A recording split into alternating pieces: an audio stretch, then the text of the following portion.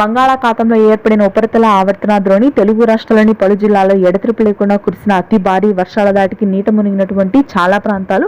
వివరాల్లోకి వెళ్లి వాతావరణ పరిస్థితులు ఏంటో తెలుసుకునే ముందు మీరు ఇంకా మన ఛానల్ని సబ్స్క్రైబ్ చేయనట్లయితే వెంటనే సబ్స్క్రైబ్ చేసి పక్కన ఉన్న బెల్ ఐకాన్ని కూడా క్లిక్ చేసేయండి.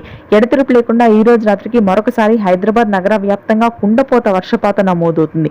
దాదాపుగా 8 నుంచి 12 సెంటీమీటర్ల వర్షపాతానికి రోడ్లన్నీ జలమయం కానున్నాయి. ఎల్బీ నగర్, చార్మినార్, రాజేంద్ర నగర్, ఆ తర్వాత వనస్థలిపురం, మాదిబట్ల, గట్కేసర్, సేలింగంపల్లి, హైటెక్ సిటీ, మాదాపూర్, కప్రా, అల్వాల్, నిజాంపేట్, మల్కాజ్గిరి, జిహెచ్ఎంసీ ప్రాంతాల్లో ఎడతెరిపి లేని భారీ వర్షపాతం 3-4 రోజుల పాటు కొనసాగుతుంది.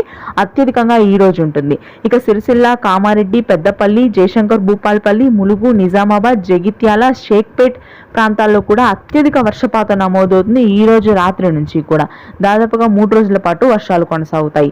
మధ్యాంధ్ర, గుంటూరు, కృష్ణా, ప్రకాశం, ఉత్తర ప్రాంతాలు, పశ్చిమ గోదావరిలో ఆకాశ మేఘావృతమై చిరుజల్లుంటాయి. రాయలసీమ వ్యాప్తంగా భారీ వర్షపాతం నమోదవుతుంది. శ్రీకాకుళం, విజయనగరం, విశాఖపట్నం ప్రాంతాల్లో తేలికపాటి నుంచి మోస్తరు వర్షాలు ఉంటాయి. Thanks for watching this video.